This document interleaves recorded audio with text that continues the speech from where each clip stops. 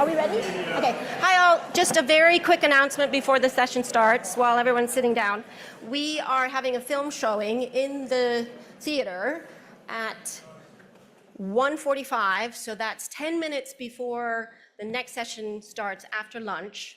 This is the world premiere of one of our artists' film. It's 8 minutes long, so we think if we get you in here, watch the film, then we're ready to go at the next session. So please come.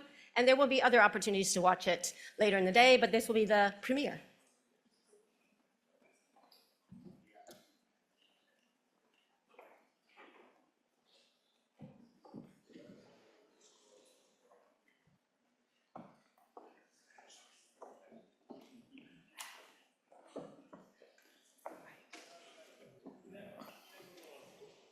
Okay. Right. I hope everyone is fully caffeinated. I'm Adam Vaughan. I'm a journalist, so I will dumb everything down as best I can. You have a great panel for you today on the state of play on policy, on finance and farming, and we'll probably get into some wider issues as well, I suspect. From my left, we have Emily Nurse, who is the head of Net Zero at the Climate Change Committee, and I've just found out had a very fancy career in physics before, so that was something I didn't know about her. We then have Georgia, who is the CDR director at the Green Finance Institute, so very much the specialist there on this subject. And finally, but no means least, we have Jonathan Scurlock, who's been around for as long as I can remember on this beat, who is Chief Advisor for Renewable Energy and Climate Change at the National Farmers Union. We're going to open up just with little 5 minutes each from each of the speakers, and then we'll go into questions, so have yours ready as well. I think we are going to start with you, Emily. Yeah, so thank you very much, Adam. Thanks for the intro. I'm really happy to be here. I just want to give a little bit of putting this in context with climate targets. So in February at the Climate Change Committee, we're the UK's official advisors on climate targets, and we put out our advice on the 7th carbon budget. It's been mentioned a few times already this morning. That's the next carbon budget that's due to be legislated next year, covering 2038 to 2042. In that advice, we have a pathway for emissions reductions from this year to net zero by 2050. We do it by sector, and the thing I wanted to say here is that most sectors of the economy almost completely decarbonise by 2050, mostly via electrification, so surface transport, buildings, industry. What we have in 2050 is mostly emissions from agriculture and from aviation. And that's why we need removals. And you might be wondering, why am I gabbling on about why we need removals in this audience? Because I think you're all probably on board with that. But I think it's important to recognise what are the sectors that we're offsetting, because that's important when we're thinking about the policy, etc.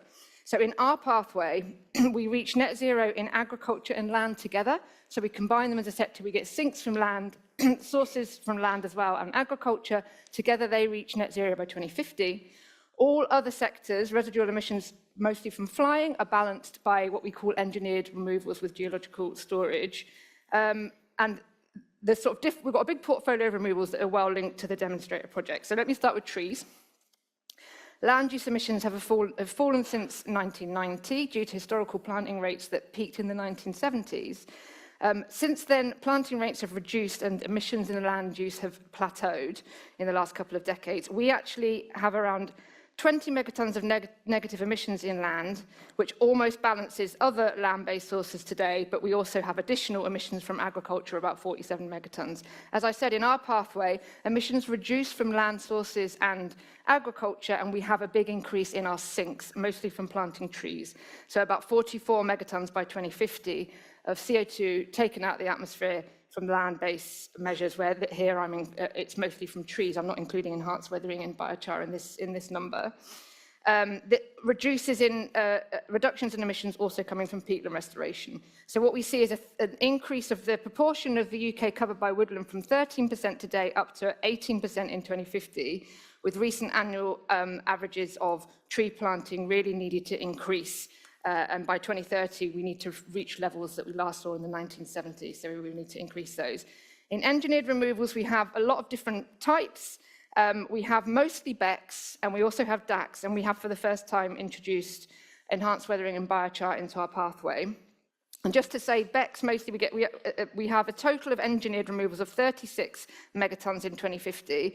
This starts with BECCS ramping up in 2028, mostly energy from waste BECCS at that point, and then we have power BECCS added in, BECCS in industry, other uses of BECCS.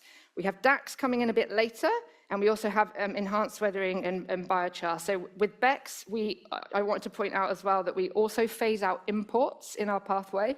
So we ramp up the domestic production of biomass, a part of that being the perennial energy crops, and around 3% of UK land used for that by 2050. Enhanced weathering and biochar together, we only have about 3 megatons by 2050, but we really do recognise there's uncertainty there, and we were very much informed by the demonstrator programmes to actually include them for the first time in our pathway, giving committee confidence that we're now ready to say they should be things that we're looking at including. The exact scale of them we're not yet sure of. And also, of course, the demonstrator project's been going to be really important going forwards for how best to use the land, how best to plant trees, right tree, right place, etc., how best to do the peatland restoration. So really looking forward to that, and ideally we'd have a bit more time with them, so we'd also have more on long-term effects. Wow, Hopefully that was fast almost enough. perfectly on time. I Well tried done, fast. Emily. I'm very impressed. Okay, next up, I think we're going to go to Georgia. Thank you. Thank you, Adam. Hope that works. Yeah, perfect. Very, very good to be here today. Particularly exciting being part of a GGR core event. I just wanted to start with a little bit of an outline of the Green Finance Institute and what we do, because obviously it's not something everyone is aware of. The focus of the GFI is accelerating decarbonisation across the economy, and we break it down into different verticals, different sectors, from the built environment to nature to transport. And the idea is that we will identify private sector solutions, so market solutions, to crowd in private sector finance into the economy and into these sectors. On the whole, the approach at the GFI is to learn by doing. So we look at individual transactions. Can we get certain deals over the line? What can we learn from those deals? And then ultimately, we build up the knowledge and the understanding to achieve whole transitions, or at least proposals for transitions for the economy more broadly. The CDR programme at the GFI, which I joined in January of this year, it really kicked off in January. There's been a fair amount of research beforehand, but we ultimately received grant funding to scale up the project from January. And I think what I'd say at the outset is it would have been a very difficult project to I suppose, to get off the ground without the support that was provided by CORE and the GGR demonstrators. And the reason behind that is we wanted to just start with investigation of the landscape, what's going on, what projects are out there, what CO2 is actually being sequestered and removed, what stage are they at, what finance have they accessed, what are their barriers to scale, and then from the investor community, what does the appetite look like for investing in CDR, corporate interest, corporate demand, all of that. And the excellent UK status CDR report was critical for providing access to those different projects, learning in detail about what they're doing, what they're facing, what hurdles they face. But I think most of all, the very fact that they exist. You know, we had 100+ projects that we didn't talk to them all. That would have been challenging. But we spoke to a lot of them, and in one way or another, they had benefited through this programme. So I just wanted to say that it's been very fundamental to the GFI work. Just really briefly, what we found. So innovation is incredibly strong. The role that R&D has played is critical, and I think everybody's seen the evidence and results of that this morning. And we believe that continues to be something that needs to be prioritised. In terms of the project developers themselves, they are facing considerable challenges in accessing finance for a number of reasons. Large barriers around demand, understandably, but also in terms of accessing lower cost debt, the kind of money that would be more affordable to allow them to scale. And this is largely driven by business model risk and first-of-a-kind technology risk. They are therefore having to operate with more expensive capital, which makes it more risky for them and whether they're going to be able to survive and scale. On the investor side, there is a lot of interest, or at least increasing interest we have found, but really sort of picking up on that about the risks involved with lower cost capital, we are seeing real hesitation around institutional debt and bank debt to enter into this space because of those risks that I've mentioned, but also this question around demand, which we can probably come back to later. Really positive steps from the government in terms of the levers to support this and to de-risk that investment. I won't repeat those because Steve's mentioned those this morning. The only challenges we see are scale, the amount of support that would be available through the GGR business model and limited to a number of pathways, just 2 pathways at this point in time. And then in terms of integration into the UK ETS in time, we think, it's a critical policy lever, but the calculations that we have done show that, unfortunately, we're not at a point yet where these 2 levers together will necessarily help us deliver the scale of removals needed at lowest possible cost. So we're looking at still pretty considerable costs involved. But lots of positives to build on, we think, and I'm going to stop there. That's great, thank you. And you also on time, thank you very much. Jonathan. So I'm here, I guess, principally to represent the commercial interests of the agricultural sector. But I'd just like to remind those in the audience who don't know me that I am a former academic and government scientist, did a lot of work on carbon cycle at global and national and field site level. I'm also, perhaps, well, it's a privilege that I was asked to sit on the external advisory group for 3 of these projects in the current programme. What I would like to say, though, is that, as you mentioned, Emily, agriculture is both a source, but also potentially a sink for greenhouse gas emissions. And this was reflected in the ambition that the NFU set out for the agricultural sector about 6 years ago, saying that we do believe agriculture can make a significant contribution towards the national goal of net zero. The problem being, though, sometimes the way that we account. And strictly speaking, the agricultural inventory largely is just on the debit side and not on the credit side. And we would like to see both commercial value, but also perhaps increasing recognition of the role that the ag sector can play across this whole range of technologies. And I would particularly like to say, I think, echoing what Ian Bateman was saying in the previous session, that we need all of the above. It's not about, one has got huge potential compared with the others that are going to make a small contribution. We need all of these things. And this is a really important message to get back to our decision makers. So, reflecting on my understanding of how ecological research works, we're celebrating the achievements of this programme and getting to the end of the programme, but it really must not stop here. It's extremely important that we have continuity, particularly in the sort of principles, kind of things that when I worked in the US, the Americans have these long-term ecological research sites which have been monitored for decades and decades. And seeing continuity in our demonstration sites for bioenergy crops, or continuity in longer-term experiments where biochar or enhanced weathering minerals have been applied to land, this is going to be really important, apart from the urgency of the time scale. And I think, again, one of the previous panelists was talking about the urgency of action now. We can't wait for more research results. Yes, there's a great research program here. There's lots of new, up and coming researchers who can build careers out of this work and its importance. But at the same time, the message to government is we need action now. We must start deploying more of this stuff at scale with larger scale demonstration projects. Again, I think Ian Donaldson earlier was saying we should be going, even if not to 700,000 hectares of perennial energy crop, we should at the very least be looking at, well, what does 100,000 hectares of energy crops look like? And what are the supply chain necessities to actually make that work? So keep the research sites going, but don't use research and the perfect as the enemy of the merely good, and getting on with delivering on commercial scale greenhouse gas removals, particularly anything then that can be translated into added value in the agricultural sector. And this means that, we can look at government policy support that's required. If you look at the comparative success that we've had with things like decarbonising the electricity supply industry, that's required a series of different policy levers from government, many of them following the advice of your committee. You set the parameters and do the modelling and say, well, here's the least cost pathway for decarbonising this and that and the other sector. Ultimately, it's down to government then to actually introduce policy measures and decide how they're actually going to implement that. Super. Okay, thank you very much. There's lots I want to come back into there.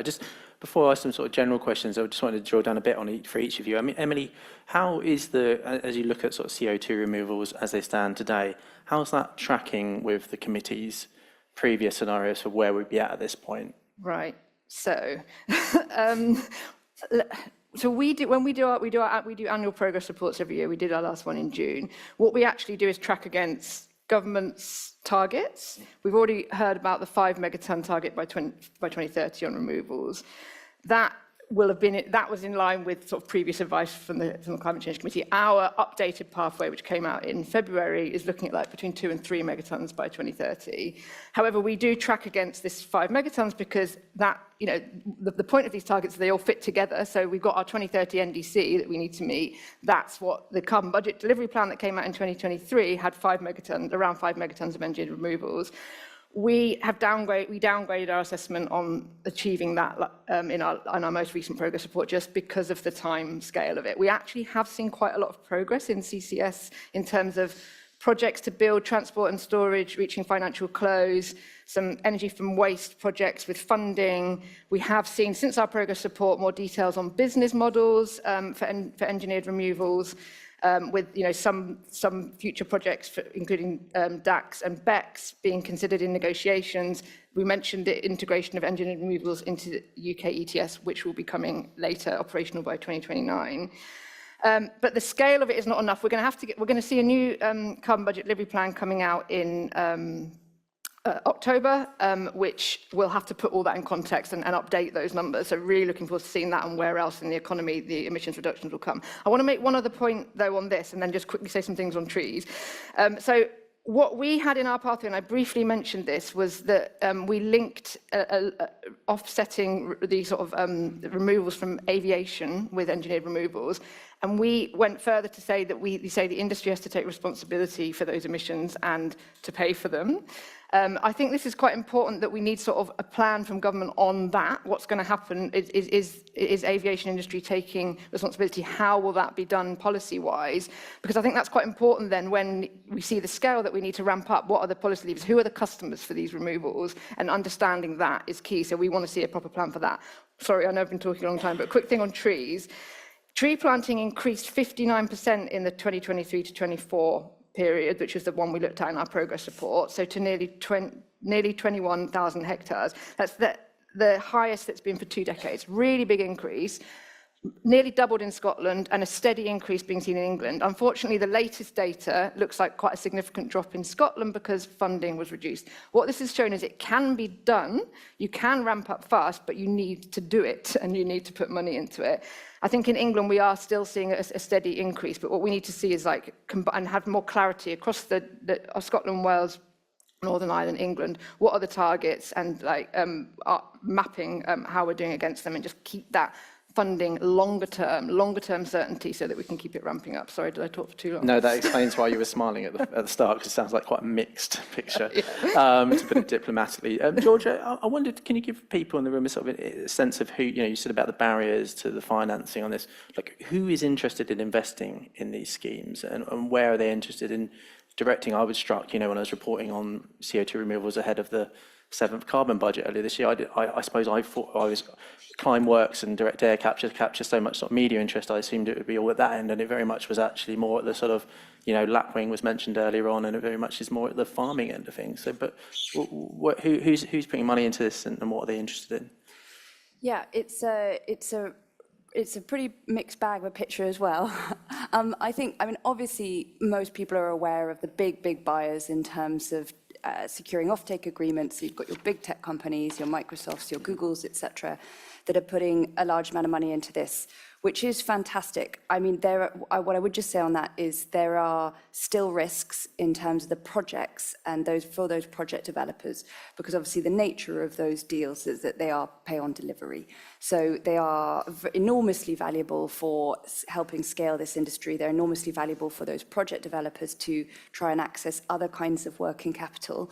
but it does not ultimately necessarily de-risk the project entirely. Is any of that big tech money coming to the UK? Because my sense has been like, Microsoft to South America and biochar. My sense is it's going elsewhere. Yeah. Is any of it actually coming here?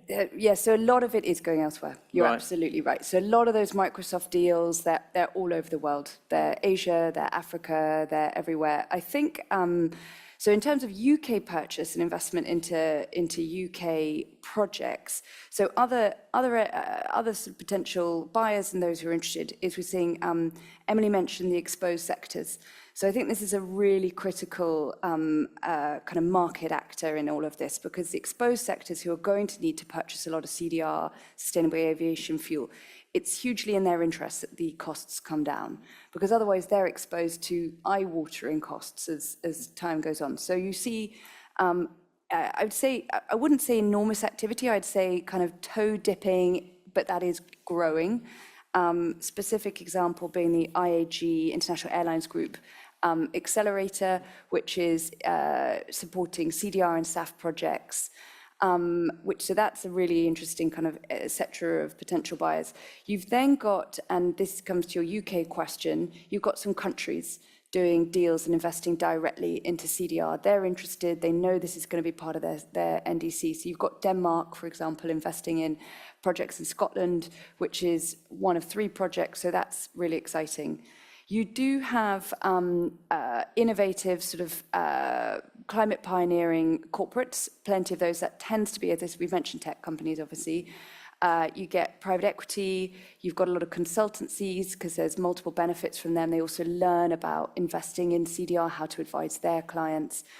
The sector that is slower to come in is, for example, banks and the critical sector that we do really need to come into this space. There is a lot of learning, a lot of discussion, a lot of engagement from this sector. What is it the banks don't like? So there's multiple things. I mentioned earlier about business model risk. When I say that, not to confuse with the government business model, the business model of individual companies. So quite a lot of these companies may be very innovative. They may be quite scientific based in terms of the people that are running them, all the rest of it. And they may have 1 or 2 very credible offtakes. That doesn't necessarily translate to knowing that those credits will definitely be delivered in 10 years' time or in 5 years' time. So there is that risk. And because this is not a well-known sector, it's a nascent sector, you don't have buckets of data that is available to help those banks quantify that risk and know what world they're in. And then you've got the first-of-a-kind technology risk. But the last part, maybe, and the really critical part, is the demand lever, sorry. Yeah. The demand lever. Yeah. Does that answer the question? No, it does very much so. Jonathan, I wondered, could you give a sort of sense of the sentiment amongst farmers towards these opportunities from CO2 removal? As we heard earlier on, that actually, this perception that landowners are very conservative, small C conservatives, is actually not true.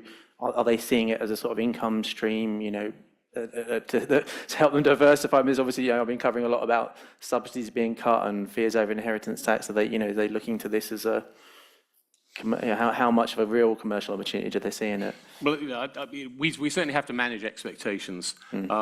6 years ago, we said, look, the technical potential is clearly there, and there's an opportunity to show some leadership here and bring the rest of the agricultural sector with us, but we're not going to be able to do it ourselves. We need the support of government, we need the support of agricultural supply chains. And I think there is genuinely a danger now of the UK falling behind somewhat on this. If we just look at some of the major engineering investments in carbon capture and storage and the Scandinavian Northern Lights project, well, they're roaring ahead, and yet at the moment, it looks like most of our CCS capacity is committed to the oil and gas sector and not to actual delivery of greenhouse gas removals. Another area perhaps where government policy has fallen behind is regrettably our agri-environmental support schemes, the Sustainable Farming Incentive, which was suspended, and even up to that point of suspension really wasn't actually including any measures that were more specifically directed towards tackling climate change. And there's all sorts of things that we'd like to see incentives to manage our hedgerows larger, to increase the amount of non-woodland management of woody vegetation on farms, as well as trying to introduce and commercialise the perennial energy crops or other kinds of energy crop opportunities. The one possible bright spot in all of this was earlier this year when we saw the opening of a very large anaerobic digester plant, which is arguably carbon negative. And in actual fact, they're separating carbon dioxide and sending it off to the food industry. But which one's this, Jonathan? It's called Moore Bioenergy. It's just north of Stamford in Lincolnshire. It was opened by the former Energy Minister, Miatta Fahnbulleh. So it got quite a bit of publicity at the time. But we really ought to be seizing on these opportunities and saying, here's a model that we could follow. We can build 30 or 50 of these things, and they're going to be offering good non-food offtake contracts to farmers, much as anaerobic digester large-scale plants tend to do at the present time, only this is going to be rather more of it. It creates the need to assess trade-offs in terms of land use. But once again, sorry to hold the government to account here, government consulted on a land use framework at the beginning of this year. We consulted very extensively with our members and came back to them saying, look, please don't take land completely out of agricultural production, but do create opportunities for multi-purpose land use, this idea that we can overlay many of the things, perhaps with food production at the same time. And yet, despite the official timetable being, okay, government would have published a framework by July, we're now promised this perhaps by the end of the year. Got you. Okay, that's helpful.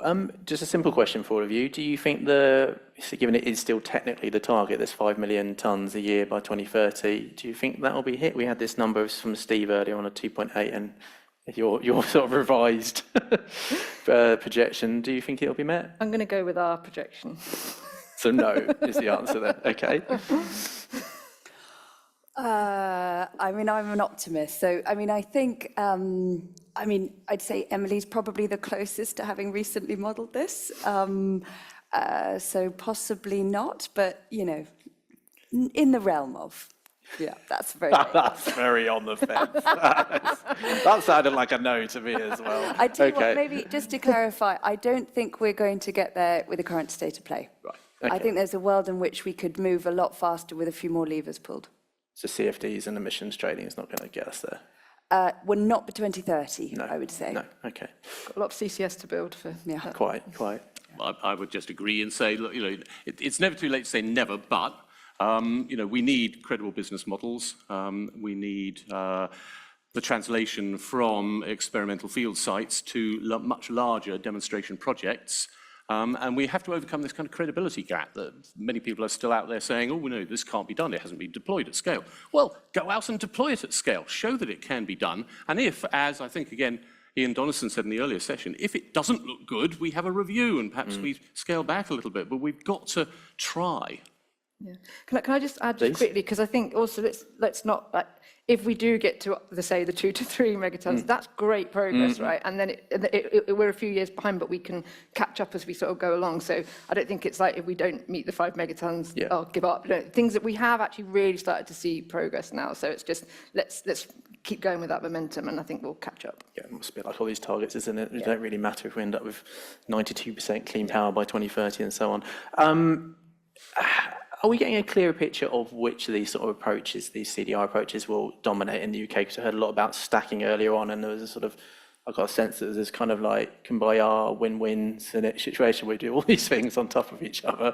But I mean, then again, I sort of heard, Steve looks at Steve's numbers, and it's basically, it's BECCS really at scale. What's your sense of, over the coming years, which will tend to dominate? So we also have BECCS being our dominant at the moment, and I think in the shorter term that is going to be true, because as I mentioned, to begin with, for us it's energy from waste BECCS, and I think that's where it will start, and then we'll build up other types of BECCS.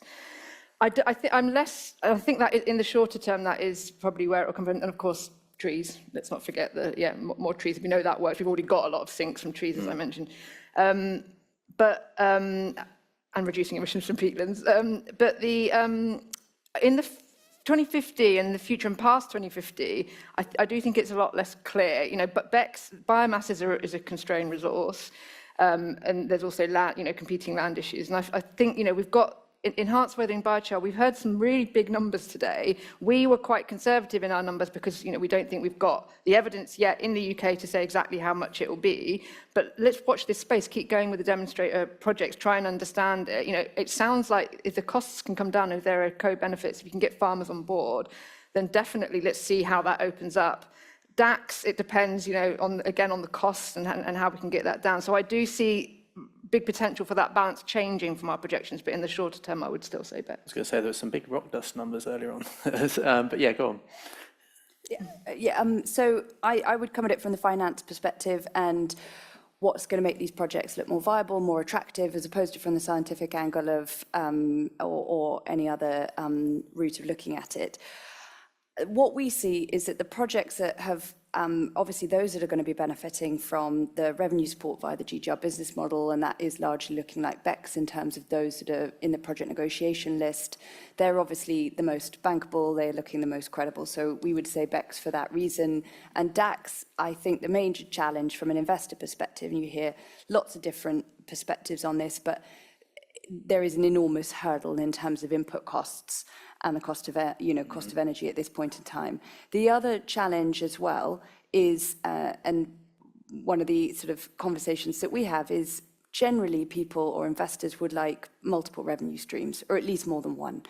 And there again is in terms of what's coming back from the project. So the CDR credit is enormously valuable, but what else is being produced? And that again is a hurdle with DAX. Unless you can benefit from, there are plenty of efficiencies and innovation in terms of your investment model with these technologies around co-location, around how you can bring down costs, how you can support other industrial decarbonisation. But those are two key points. I would just say on biochar and ERW, we are seeing increasing investor interest in biochar because of, primarily because the MRV is more straightforward than ERW. It's not necessarily that people have a preference, but it's just that it's more straightforward.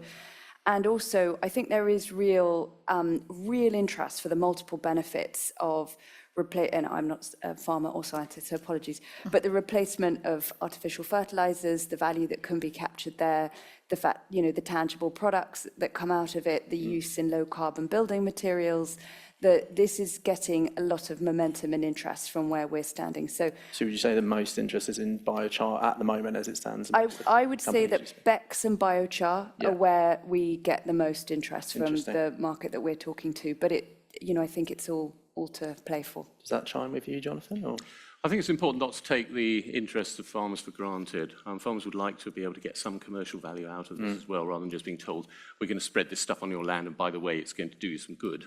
I thought it was interesting, nevertheless, though, perhaps what Colin Snape's presentation earlier suggested, which is that farmers perhaps appreciate some of the co-benefits more, possibly, than the carbon value at the present time. But, our members are not fools. They know that carbon has a value.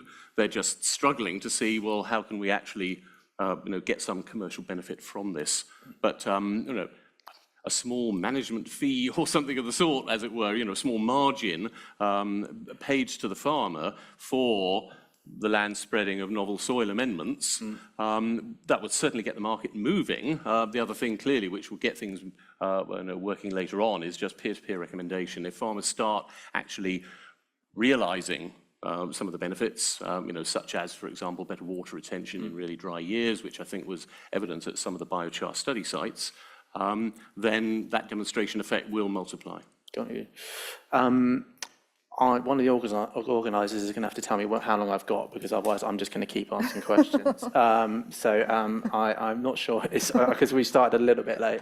How long have we got? Keep going. Got 10 minutes? Quite a few questions coming in. Do you want to pass me that then, if you've got them there? And I will ask one more of my own, and then I will go into some of these. I just wanted to talk. I was quite interested, actually. I think it's the same. I think it was Colin's presentation earlier. You haven't heard a lot of actual numbers on money. So I think the figure I took down was £200 a tonne for biochar. I just wondered, what sort of prices per tonne of CO2 are we looking at for these different approaches as it stands? What level would work, from the finance side? Yeah, really, really good question. So quite a range of prices, as you can imagine, and price of, for DAX, ton DAX can go up to 600, 700 pounds per ton. You can go, obviously, biochar approximately 200. You've got quite a range within that. In terms of what works for investors, I mean, right now it's pretty expensive, to be honest, and they're weighing up a lot of different challenges because they're weighing up the cost of decarbonising their own footprint, their own industry, their sector, what they're doing. They're looking at can they go further? If they are going further, what can they do to have the most impact? Is this the right time to buy? And another thing that, from an investor perspective, another key consideration, which is a challenge with CDR and the prices of a ton of CDR from engineered sources, is if you buy now, are the costs just going to come down and the value of your credit, let's say you're a sort of trader and intermediary, is that credit cost just going to come down and therefore you are not necessarily seeing any upside from that? I think the critical piece in relation to that question of what's affordable, what's manageable, is given our UK ETS integration target and when we want to bring GGRs into compliance systems, if we're in a world where those prices are still as high as they are right now, that is going to be hugely problematic because somebody's going to be bearing the cost of that delta between a UKA, even if that has increased to call it $100 per tonne, pounds per tonne, between that cost and the CDR credit cost, and that's either going to fall to the private sector or to the taxpayer, and that's really problematic. So we need it to come down before that time. Got you. Anyone else on that one? 2 minutes. 4 minutes. Some sort of auction. Go on, Emily. Live auction.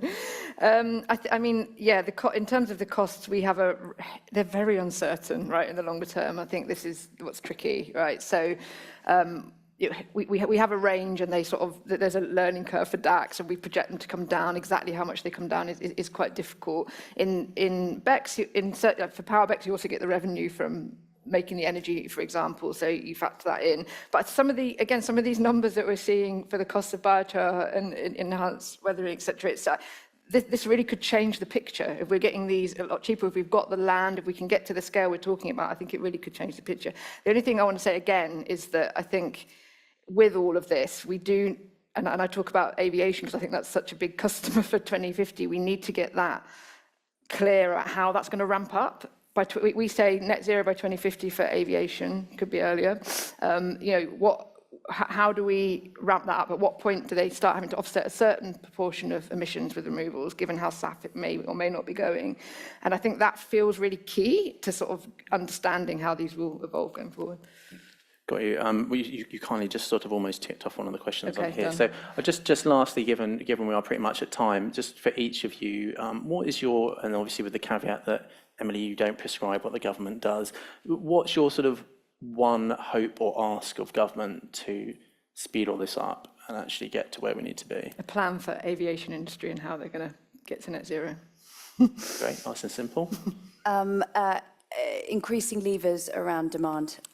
We think there are multiple options that could be pulled between now and 2030, and we think that would be a major unlock for finance. Forgive my ignorance, how could the government drive the demand up? Because if the government introduced some form of regulatory requirement around what amount purchase of CDR, so I think to Emily's point just now, it's ultimately a plan. Do corporates, and particularly those that are most exposed, need to start including integration of CDR targets into their net zero trajectory sooner rather than later? Got you. So it's a near-term thing rather than the 2040s. Yeah, got you, Jonathan. I think there's a role of government here in communication to give more of these technology pathways a social license to operate. Government needs to try and explain and publicise the need to remove carbon dioxide from the atmosphere. I think many people get the idea that putting carbon dioxide in the atmosphere is a bad thing, but we need to communicate better how there are multiple ways of removing that carbon dioxide and that driving forward these new industries is a really good thing to be doing. 100%. I think that's a really good point. You know, we're all in this room into this, but I think just explaining the need for it still is a thing That's to your be done. job, Well, I try. I did write one story at least this year on it. Well, look, I think we're now moving on to lunch, hopefully, and all it remains is to give a big thank you to your panel.